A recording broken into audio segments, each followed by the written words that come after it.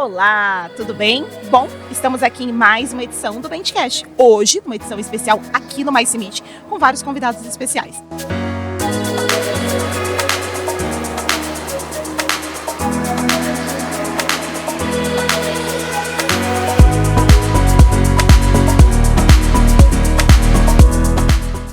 Olá, tudo bem?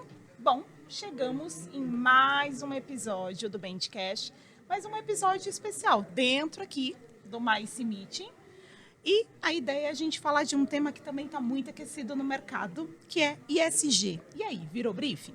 Como é que a gente separa o propósito da tendência dentro do nosso mercado de eventos? Eu sou a Carla Fidelis, serei a host de vocês por esse dia.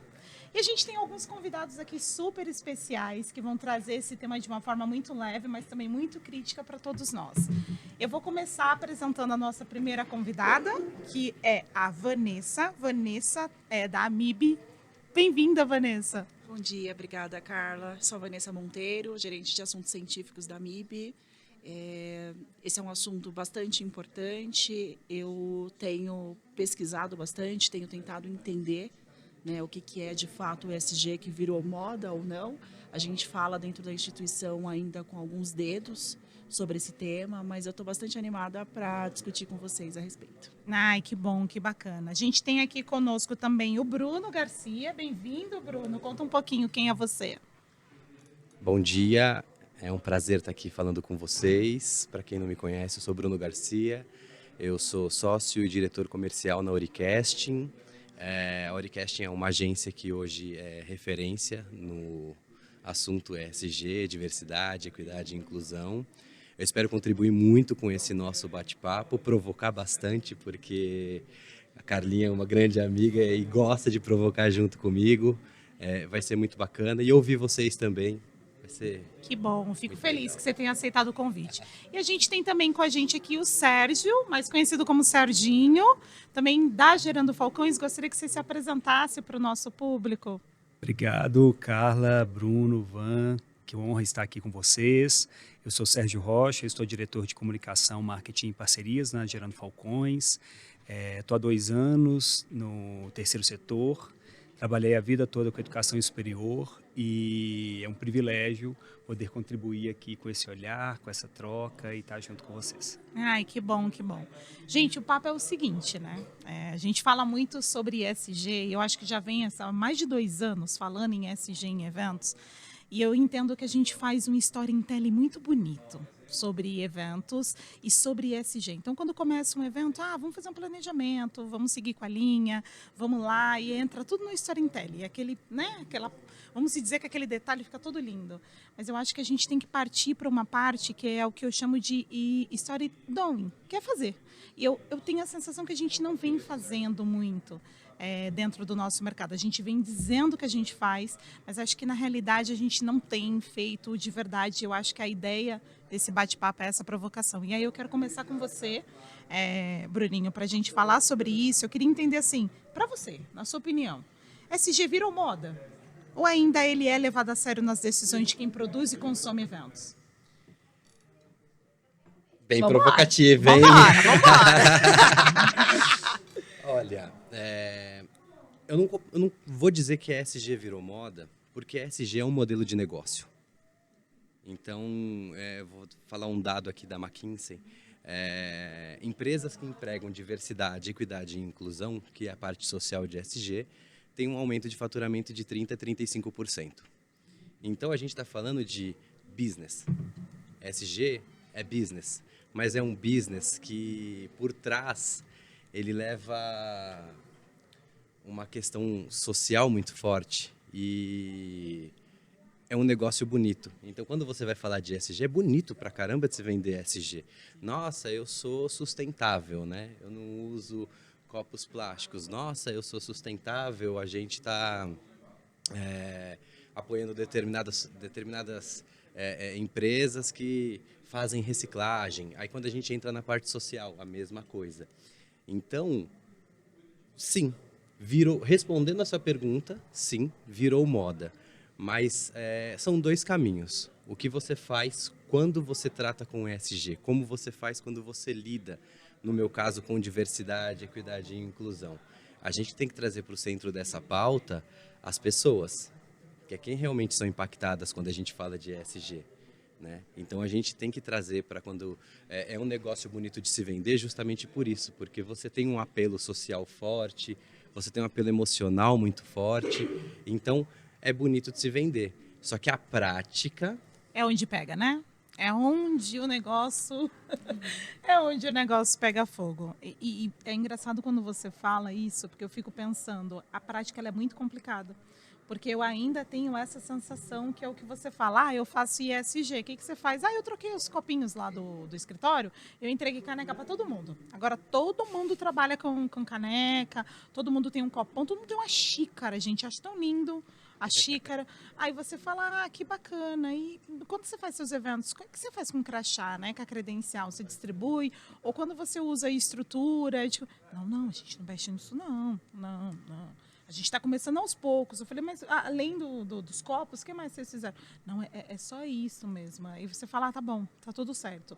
Mas aí eu acho que é lá na pontinha, né? A gente está falando de muito mais profundo que isso. Eu acho que a gente consegue mover muito, e você falou de impacto social muito grande.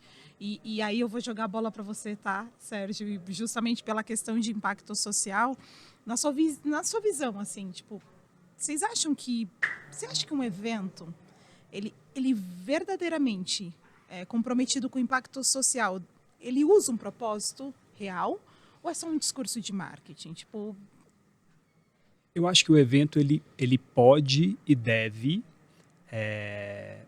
se utilizar de um propósito real.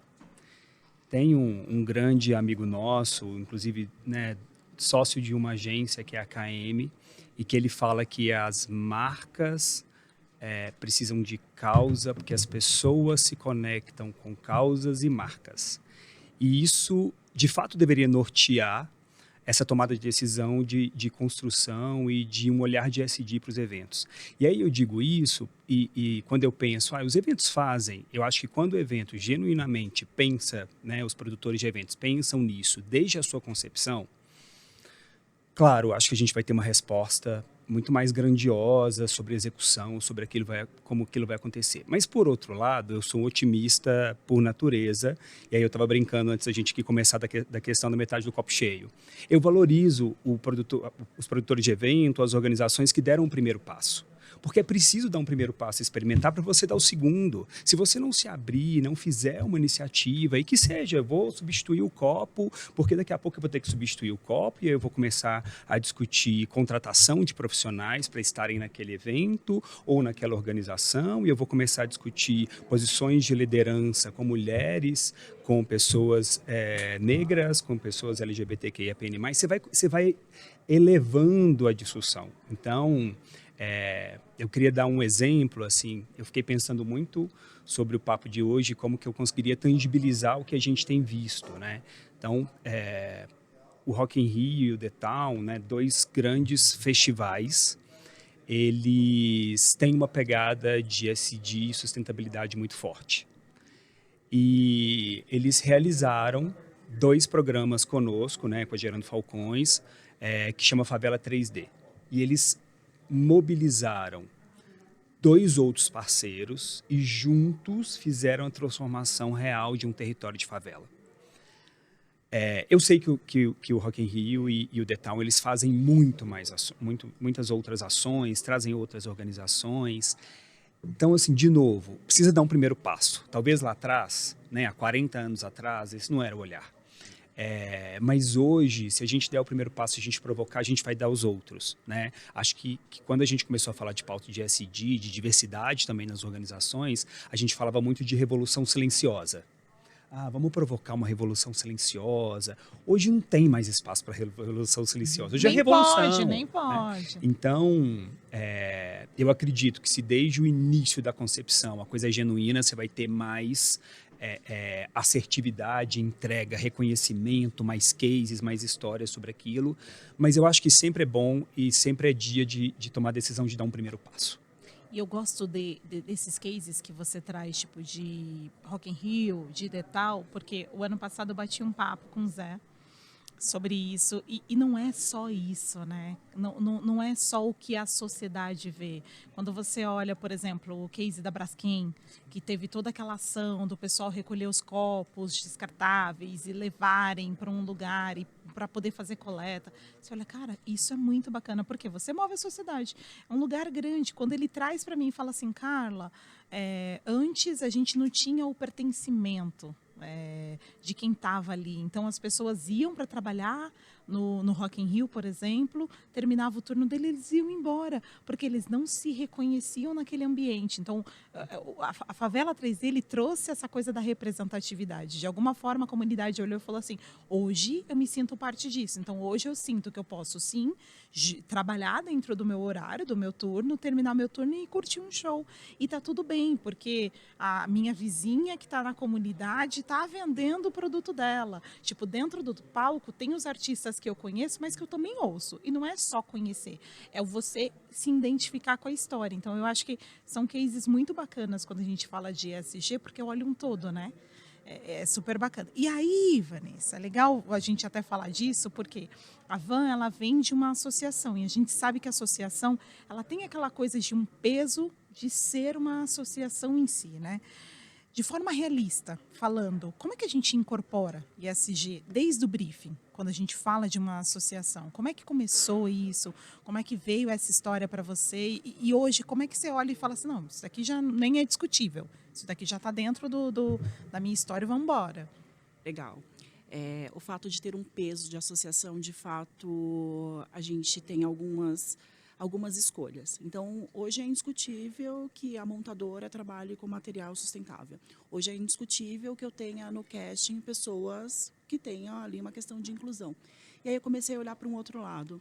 A gente está dentro de um congresso para, sei lá, 3, 4, 5 mil pessoas, trocando copinho, trocando a montadora, trocando uma série de coisas e falando para médicos de UTI. E dentro da UTI, como é que funciona?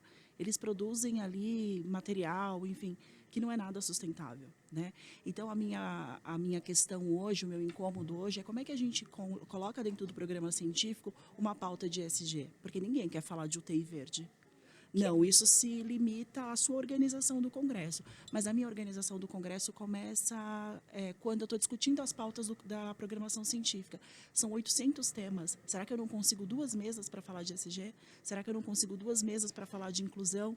E os médicos têm pouca sensibilidade para ouvir isso. Então, acho que hoje a nossa briga, hoje o nosso incômodo é para romper também essa barreira, né? Hoje existe, acho que, uma UTI verde totalmente sustentável na Holanda, e que eles seguem aí todas as práticas. O Brasil está longe disso, não existe ainda artigo, não existe publicação ainda nesse sentido.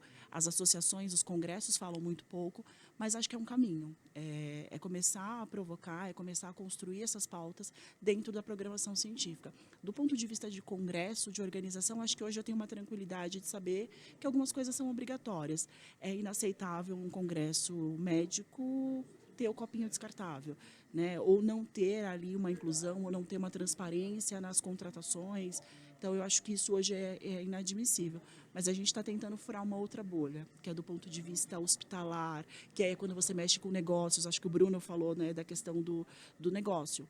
Envolve muito dinheiro, envolve muito...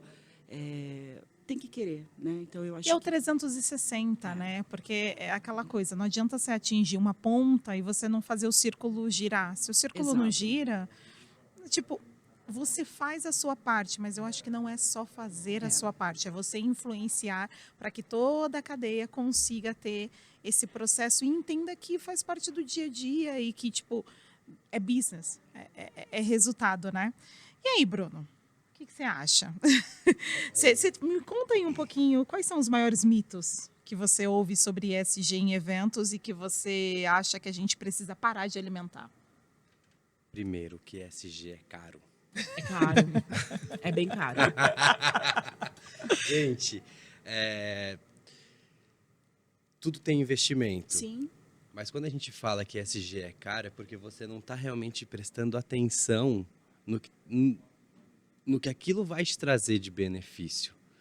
Porque o benefício ele não é só, né, questão verba, né? Sim. O benefício ele é muito mais amplo. Você toca no coração, você acaba trazendo as pessoas para dentro do negócio e elas se sentem pertencentes. Eu acho que isso, todos nós falamos aqui sobre um sentimento de pertencimento, porque é isso quando você faz, quando você emprega ESG. Então, assim, e não é só empregar, você fala assim, olha, no meu evento eu estou sendo sustentável, eu estou com uma empresa aqui, a Oricasting, que é de diversidade, eu troquei o copinho, eu fiz aquilo outro. Mas e dentro da sua empresa, dentro da agência, como é que está isso? Como é que está a liderança? Vocês estão treinando e capacitando pessoas agora para 2030 você ter cargos, né, com mulheres negras, pessoas diversas, mulheres trans. Você está abrindo oportunidade para o PCD, né, de uma forma geral, com prótese ou um cadeirante. Então, assim, a gente entende que a gente tem que quebrar esses mitos, porque não tem que ser só bonito no papel. Eu acho que quando você traz para um evento essa questão, né, e eu voltei até na pauta antiga do que a gente estava falando, anterior, é sobre isso, é sobre você trazer para a mesa essa questão e você empregar também dentro das suas empresas. E o maior mito que a gente tem que quebrar é que ESG é caro. Né? E é muito de planilha, tá? Sim. Agora eu vou fazer uma provocação mesmo, porque a gente, quando vai fazer o planejamento de um evento, tá lá na estrutura, na criação, a gente fala, esse valor aqui é cenografia. Esse valor aqui é equipamentos. E aí tem muito aquela coisa de, não, mas isso daqui a gente não pode mexer. Cara, tem que aquilo ali também tem que estar na lista de falar, isso daqui eu também não posso mexer. Porque, às vezes, o pessoal olha e mexe num valor tão pequeno dentro do que é compatível com o ESG e mantém uma coisa que não faz relevância nenhuma. O que é mandatório, né? Exato. Para você ter um resultado. E tipo, aí você olha e fala assim, por que você tirou uma coisa que talvez faria uma diferença no teu evento muito grande, às vezes para colocar uma ativação que ninguém vai olhar.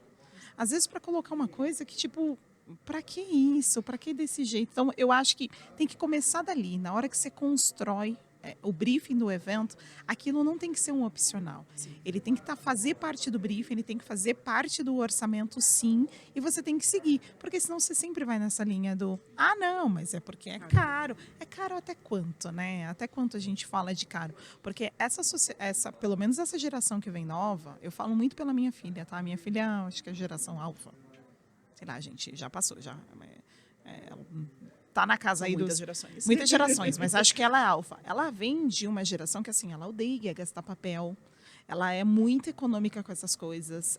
Tipo, a lembrancinha mesmo, até vai em festa de aniversário, olha e fala assim, mas eu não preciso desse saquinho para levar, eu levo da minha bolsa. E eu acho que tudo bem, que eu entendo que é uma geração que eles vão fazer essa diferença porque eles já têm essa prática. Só que tem que começar pela gente. Porque não dá para uma geração toda resolver uma cadeia se a gente não começar a fazer esse movimento, né? E aí, Sérgio, tocando um pouquinho nisso, eu queria saber se você já viu alguma iniciativa em evento que você tenha olhado e falado assim, cara, realmente contribui com as periferias, contribui aí com o Brasil real, a gente conseguiu aprender alguma coisa com esse case, eu olhei e falei, não, aqui fez a diferença mesmo, e eu acho que tem que ser desse jeito.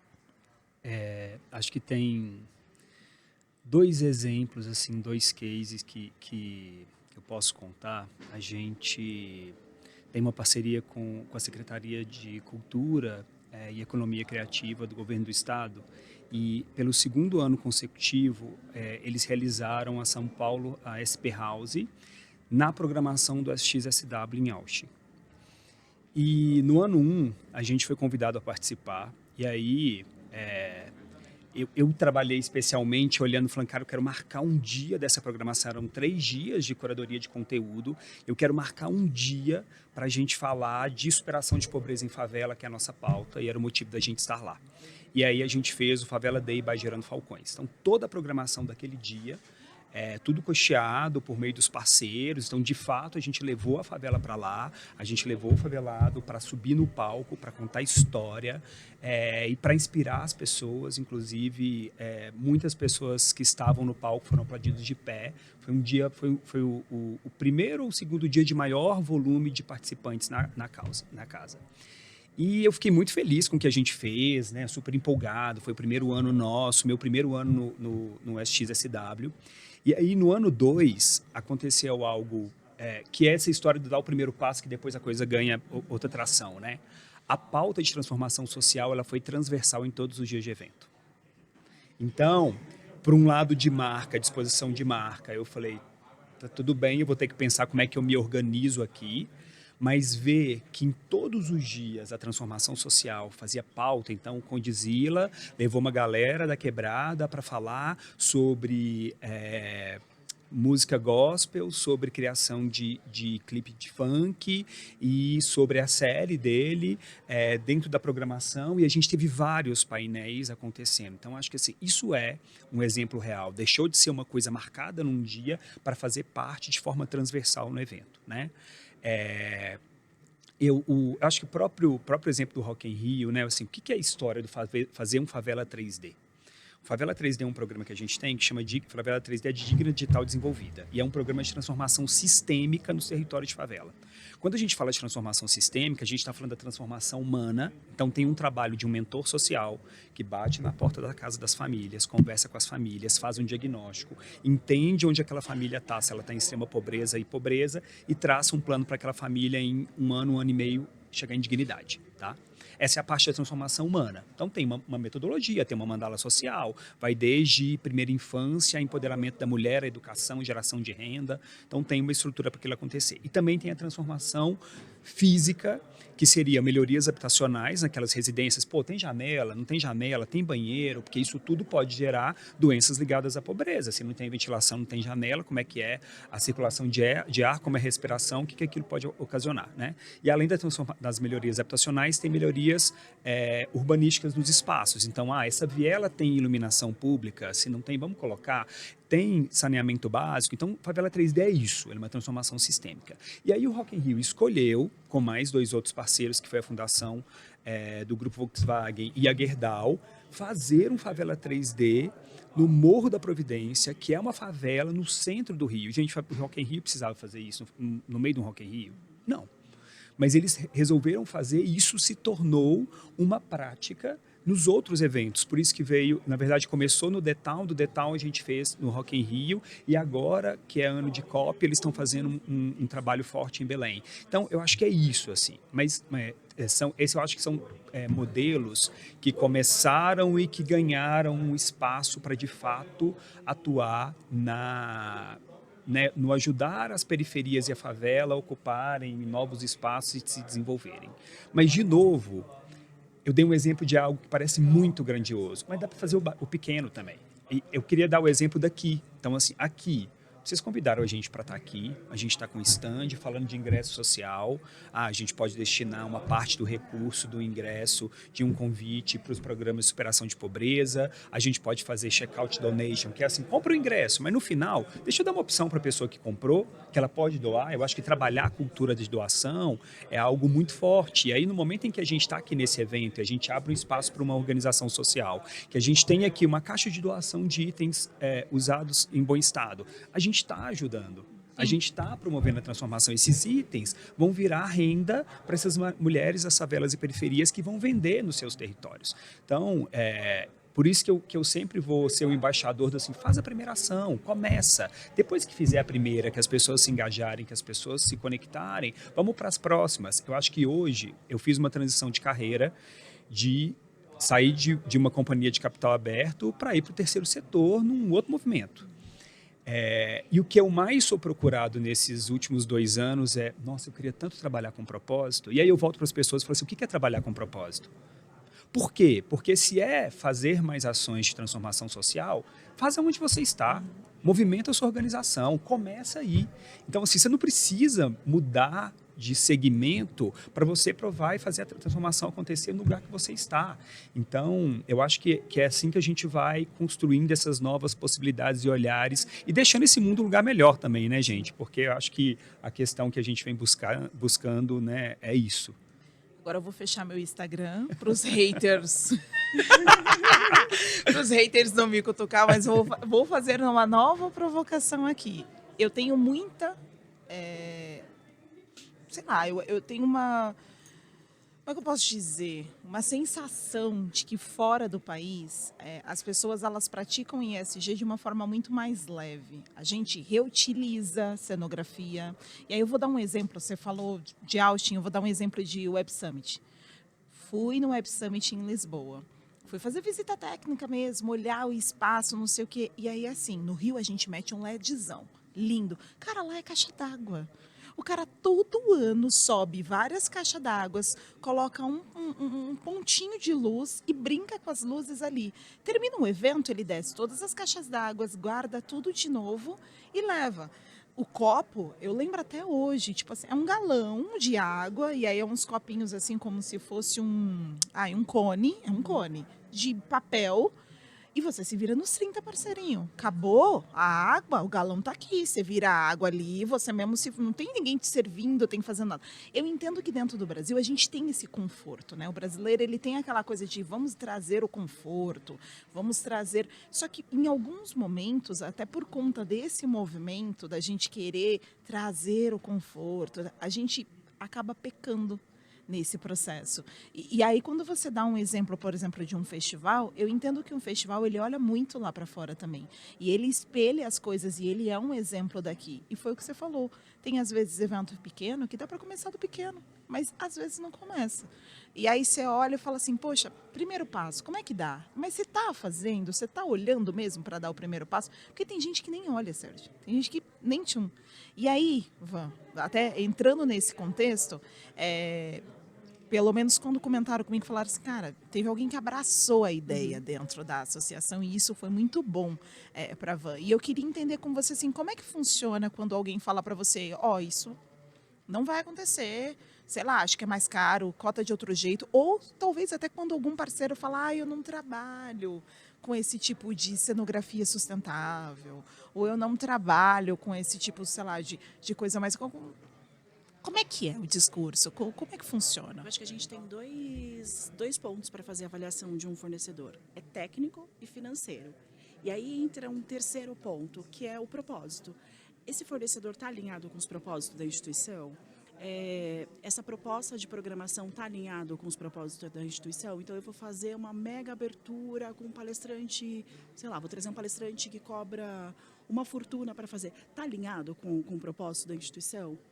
Talvez não. Então, talvez a gente tenha que falar para a comissão executiva, não dá para ser ele, por uma questão financeira e por uma questão de alinhamento de propósito, né, estratégico. Então, esse ano, por exemplo, a gente vai colocar o presidente da Sociedade Europeia falando do modelo de UTI verde. Isso é super inovador. Imagina, eles não passa pela cabeça deles colocar uma pauta dessa numa programação científica, mas a gente conseguiu de alguma forma inserir. Mas por quê? Além da questão técnica, financeira, a gente está batendo muito na tecla do propósito. Qual é o propósito da instituição? Qual é o propósito da AMIB como associação? Porque se for para fazer mais do mesmo, se for só por uma questão, o que a gente está devolvendo para a sociedade? Né? Sim. E lá, hein, Bruno, vocês ainda sofrem quando alguém chega para você e fala assim, eu quero um casting, mas eu quero que seja laranja, verde, abacate, 1,80 de altura, que dance, cante e fale não sei o quê, e, enfim. Como é que funciona? Quando a pessoa ela quer dizer que ela tem um casting, né, diverso, mas ela não quer a diversidade dentro do casting dela. Assim, eu tenho muitos cases. Vou parar aqui para contar o que a gente recebe. Mas conta um pra gente, eu quero ouvir a gente fecha recebe, Instagram. Fecha Instagram. A gente recebe assim, eu quero um coordenador ESG. Muitas vezes. Ele fala? Eu quero um coordenador ESG, tipo, eu quero um profissional ESG. Fale-me mais sobre Fale-me isso. mais sobre isso, né? O que é um profissional? Assim, gente, é uma brincadeira, porque nem todos têm o letramento. E eu acho que isso é legal, porque quando chega, eu aprendi, porque tudo é aprendizado, né? A gente começa sempre com o primeiro passo. E a gente não começou a Ori pensando assim, a gente vai fazer uma empresa assim, que vai se tornar referência, porque a gente faz dessa forma. Não, a gente foi errando. Aí pegava o que a gente acertava e falava, isso daqui nós vamos colocar, isso daqui a gente vai... E fomos acertando conforme o negócio foi andando, né? Nós não tínhamos uma estrutura pronta, a gente não tinha uma ideia de que seria dessa forma. A gente queria ajudar pessoas, a gente queria fazer um trabalho bonito, a gente queria propósito. Então, a gente, através desse propósito, a gente foi criando os mecanismos para chegar. Então, quando o cliente chega e fala assim, eu quero um coordenador SG, hoje eu tenho a responsabilidade de falar, olha, SG é uma sigla, né, que fala sobre governança, que fala sobre a parte social e fala sobre ambiental. Quando você fala do coordenador SG, você está se referindo, você quer uma pessoa diversa na sua equipe. Só que vamos lá. Para a gente ter uma pessoa diversa na sua equipe, eu quero que você entenda uma coisa. Bruno, eu quero uma pessoa preta de Black Power, coordenadora lá no Sul. A gente tem que respeitar cada localidade. E não que eu não tenha pessoas negras, pessoas pretas no Sul. Não, nós temos também. Mas essa pessoa tem a qualidade e qualificação suficiente para ser uma coordenadora do seu evento. Então não vamos procurar perfil. Vamos procurar a capacidade. O perfil, todas as empresas têm que ter o perfil. Dentro, fora, tem que ter o perfil, tem que ter os perfis, tem que ter diversidade, né? A gente fala de muitos dados, né? Então, assim, vou falar mais um, que aí esse eu não me recordo, mas depois eu mando para a gente soltar. 87% das empresas que têm diversidade, eles têm... as boas ideias saem dali, porque são pessoas que pensam diferente. Então, 87% das empresas que empregam diversidade lá dentro, ele tem um grau de aceitação, felicidade, em 80%. Isso sobe o nível, né? Então, a gente recebe muito briefing de pessoas que não sabem e querem inserir, e isso é muito legal, porque a gente tem um bate-papo, a pessoa me ouve, eu ouço qual que é a dor dela, porque o principal ponto está aí, a gente só conseguiu chegar onde a gente chegou porque a gente ouviu a dor do cadeirante que tinha fio lá na frente, lá ele não conseguia passar pelos fios. Tinha acessibilidade? Tinha, mas na montagem os fios estavam soltos. Pecamos aí. No outro, a gente não peca mais. Então, nesse sentido, é onde a gente letra as pessoas. E... esse movimento ele é um movimento que ele acontece de uma forma, às vezes, muito preconceituosa por debaixo dos panos, né? Então, assim, mais uma provocação aqui. Às vezes, a própria pessoa tem um certo preconceito, mas por conta do hype, ela quer utilizar. E aí ela pede uma pessoa, só que na hora que a gente manda o elenco, ela fala assim... você não tem um perfil um pouquinho mais... Oi! Ai, adoro. É desafio. assim, e aí a Assim gente... como? Como? Assim, eu gosto de provocar e eu gosto de entender... Não, Bruno, esse é um evento Fórmula 1, por exemplo, né? Fórmula 1, os eventos automobilísticos, a gente ainda tem uma cultura de colocar as meninas em peças a vácuo, né? E suga de um jeito e coloca lá... É completamente desconfortável para a pessoa.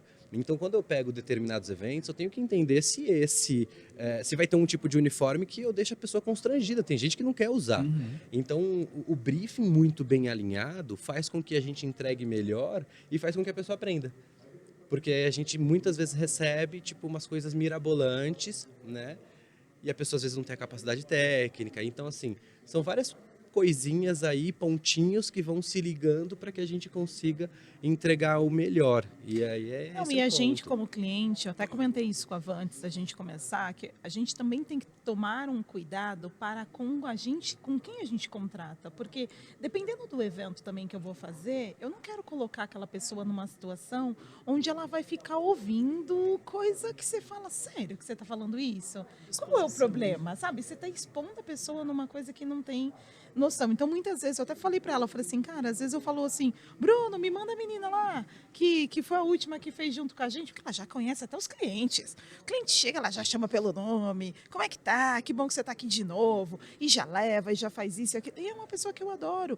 E assim, é uma pessoa trans, mas que já faz parte até da nossa estrutura, tá? Sabe? Chega lá, a gente, não, toma um café primeiro, daqui a pouco a gente conversa, fala sobre o evento, já conversa com as pessoas, já interage sobre o assunto. É outra coisa. Só que tem alguns momentos ou alguns eventos que você não quer que a pessoa passe por isso. Aí pode ser que alguém olhe para mim e fale, Carla, mas será que você não deveria fazer o contrário?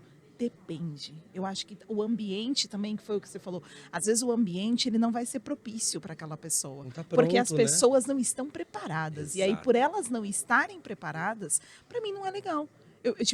Eu acho que é o que você falou, é o primeiro passo, mas ele tem que ser um primeiro passo leve, para que a gente entenda que as coisas têm que acontecer devagarzinho e ir rolando. E aí, assim, nosso horário está terminando. Que pena, porque passou super rápido. Passou voando. Eu quero ficar mais uma hora. Eu adoro, eu adoro. Mas eu queria que vocês deixassem aí, sei lá, alguma coisa que vocês enxergam como responsabilidade, falando em cada um do segmento da cadeia. Então, tipo assim, Van, hoje, como cliente final de eventos, o que você acha que as pessoas têm que realmente olhar? Assim, tudo bem, eu tenho que dar o primeiro passo. Como? Tipo, o que você tem que, talvez, parar de protologar e fazer? Bru, a gente pensando hoje no mercado de fornecedores, como é que a gente faz esse movimento de uma forma de olhar e falar assim, vamos se juntar? Vamos conversar? Vamos conseguir oferecer isso de uma forma que seja realmente voltado para a parceria e que a gente tenha um teor educacional e que assim a gente possa, às vezes, pegar na mão e falar, vamos desenvolver uma galera e fazer com que eles entrem dentro do nosso mercado e atuem, porque, assim, eles são capacitados e muitas vezes não é o que a pessoa é, não é o cor da pele, não é a preferência sexual, é quem é o profissional. E da sua parte, Serginho, eu queria que você trouxesse para a gente, assim, como que a gente incorpora dentro dos nossos eventos hoje realmente um impacto social, onde a gente vai mexer com a sociedade. Não é só tirar o copinho é o começo, mas assim, como é que eu impacto a sociedade? Se eu que estou em São Paulo, vou fazer um evento no Nordeste, como é que eu olho para o Nordeste? Como é que eu faço com que o meu evento faça a diferença? Porque às vezes é o pouco, mas é o pouco que contribui e do pouquinho vai crescendo. Então, cada um tem sua missão aí, eu vou ficar aqui quietinha, prometo. Bom, do meu ponto de vista, também pegando um gancho do que você falou, quando a gente está fazendo uma planilha de orçamento, ou quando a gente está aprovando ali uma estrutura de evento, isso tem que estar como mandatório do ponto de vista estrutural. E do ponto de vista de conteúdo, eu acho que eu preciso parar de tentar convencer as pessoas. Vamos colocar uma palestra de ESG. Não, quando eu propor uma programação científica, eu tenho que lembrar desse tema assim como eu lembro de todos os outros. É fazendo. Olhando para isso como uma estrutura geral. Tirando isso do lugarzinho dele da moda, do novo, a gente não fala de ESG, colocando isso como uma pauta de fato e não olhar para ele como um assunto isolado. Eu acho que quando a gente começar a incorporar isso e olhar de uma forma ampla, 360, a gente para de olhar para ele como diferente, né? Eu acho que do meu ponto é esse. Boa. Quem vai? Bom, eu acho que a gente complemento, você está coberta de razão, tem que trazer isso daí não é mais checklist, né? Isso não tem mais, você não tem que riscar, isso tem que estar incorporado mesmo. Eu acho que esse é o ponto principal. Ele entra uma questão muito educacional, onde a gente precisa realmente de estudo, a gente precisa de letramento para isso. Isso acontece aos poucos, isso acontece com intenções. A gente precisa ter intenção nas coisas, né? Para a gente conseguir fazer com que aquele plano saia do papel e aí a gente, como eu disse, né, na minha fala anterior, e vai ajustando conforme vai acontecendo. Então eu acho que a gente tem que trazer sim esse olhar de que isso não é um checklist. A gente tem que tratar esse tema com muita seriedade, porque é um tema novo, as pessoas não conhecem, as pessoas estão interessadas, está no hype, mas nem é todo mundo que sabe.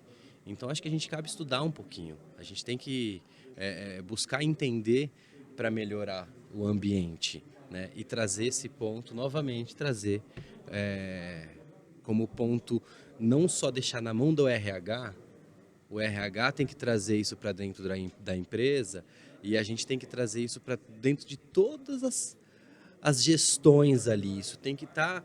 não adianta você ter uma equipe de marketing que é todo mundo igual, né? Uma equipe de eventos que é todo mundo igual. E aí o RH fica naquela briga, o que eu faço daqui, né? Como que eu faço para contratar pessoas que conversem com o que a corporação quer? Porque isso hoje já virou top-down, né? A maioria das corporações já tem tudo isso já default. Você vai ter que ter contratação, tem que ter isso, tem que ter aquilo.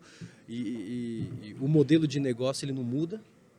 Então, o que a gente tem que fazer, na verdade, é trazer essa pauta para o centro e fazer com que ela seja disseminada. Eu não ia falar. Mas eu acho que quando você fala tipo de empresa, a minha maior preocupação quando a gente fala de empresa não é a contratação. Sim, a gente sabe que tem um fator aí, contratação. O grande problema é que muitas vezes a pessoa ela não teve a oportunidade para aquilo. Eu lembro que na empresa anterior que eu trabalhava, era aquela coisa de, nós somos uma empresa multinacional.